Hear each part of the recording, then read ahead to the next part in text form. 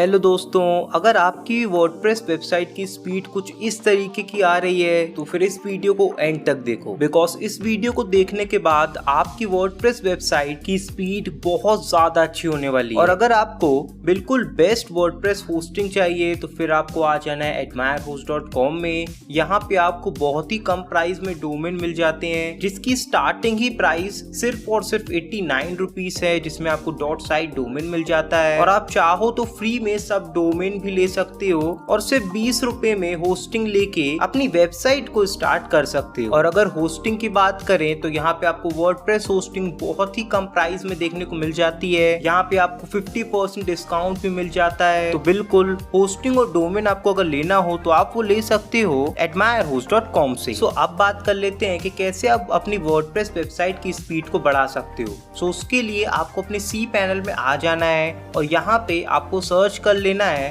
Accelerate WP और जैसे ही आपको ये दिख जाए तो उस पर क्लिक कर दीजिए। अब यहाँ थोड़ा ध्यान से वीडियो को देखो तो ये वाला पेज काफी स्लो वर्क करता है, तो आपको वेट करना है और आपको यहाँ पे कुछ एरर नोटिफिकेशन भी दिख सकते हैं। सो उसे आप इग्नोर कर दीजिए और वेट करते रहिए। सो कुछ ही देर में ये पेज लोड हो जाएगा और अगर आप पहली बार इस पेज पे आए हो तो फिर एक ऐसा एक्सेस रिक्वेस्ट का मैसेज आपको दिख सकता है। सो इसकी आपको टेंशन नहीं लेनी है, सिर्फ और सिर्फ इस पेज को फिर से रिफ्रेश कर दो। सो कुछ ही देर में इसका मेन पेज खुल जाएगा जहाँ पे आपको सेटिंग्स करनी है। अब यहाँ पे आपको Accelerate WP के नीचे जो सेटिंग का ऑप्शन दिख रहा है उसे क्लिक कर दीजिए और यहाँ आप देख सकते हो आपको इस ऑप्शन को ऑन करना है, बट ये अभी नहीं होगा बिकॉज हमने पहले से ही एक कैशे प्लगइन को इंस्टॉल कर रखा है। तो अगर आपने भी लाइट स्पीड कैशे को इंस्टॉल करके रखा है तो उसे आपको डीएक्टिव करना है और तभी आप Accelerate WP को एक्टिव कर पाओगे। सो हम अपने वर्डप्रेस एडमिन पैनल में आ जाते हैं। यहाँ पे लॉगिन करने के बाद आपको प्लगइन्स में आ जाना है और यहाँ पे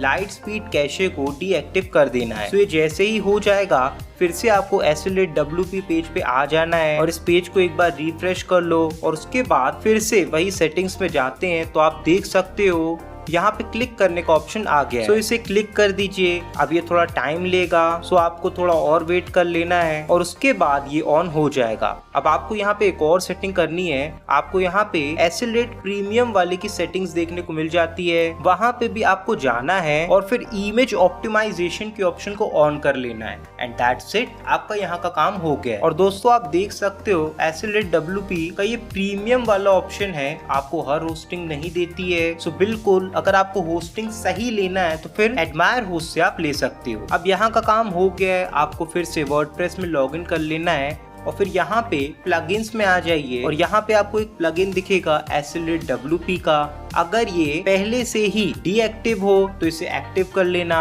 बाकी हमारा पहले से ही एक्टिव है। तो अब यहाँ पे आपको कुछ सेटिंग्स और करनी है। तो जो भी ऑप्शंस को मैं ऑन कर रहा हूँ वैसे ही आपको भी उन्हें ऑन कर लेना है। तो सबसे पहले डैशबोर्ड में आ जाइए। तो यहाँ पे आपको कुछ भी नहीं छेड़ना है, सीधा सेव कर दो। उसके बाद कैशे में आ जाना है और यहाँ पे आपको स्पेक्ट्रल कैशे को ऑन कर लेना है और बस सेव चेंजेस पे क्लिक कर दो। अब फाइल ऑप्टिमाइजेशन में आ जाना है। यहाँ पे आपको फिल्टर ऑप्शन को ऑन कर लेना है। उसके बाद नीचे आइए और मिनिफाई जावास्क्रिप्ट फाइल को भी ऑन कर लो और नीचे आके लोड जावास्क्रिप्ट को भी ऑन कर लीजिए और उसके बाद सेव चेंजेस पे क्लिक कर देना है। अब मीडिया पे आ जाओ, यहाँ भी फर्स्ट 2 ऑप्शन को ऑन कर लेना है। फिर नीचे आके ऐड मिसिंग इमेजेस को भी ऑन कर लो और उसके बाद सेव चेंजेस पे क्लिक कर दो। अब प्री लोड में आ जाओ, तो यहाँ पे आपको कुछ भी नहीं छेड़ना है, ऐसे ही सेव चेंजेस पे क्लिक कर दो। अब आइए एडवांस प्री लोड में, यहाँ पे बस ऐसे देख लो, बाकी कुछ भी नहीं छेड़ना है, सेव चेंजेस पे क्लिक कर दो। अब आना है डेटाबेस में और यहाँ पे आपको सारे ऑप्शन टिक कर देना है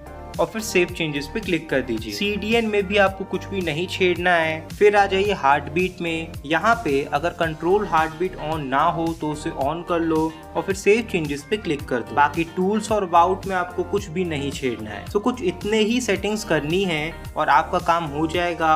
अब वेबसाइट की स्पीड देख लेते हैं। तो उसके लिए GTmetrix वेबसाइट में आ जाइए और अपना डोमेन नेम यहाँ पे डाल दीजिए। फिर देख लेते हैं स्पीड कैसी आ रही है। तो यहाँ पे भी थोड़ा सा टाइम लगता है।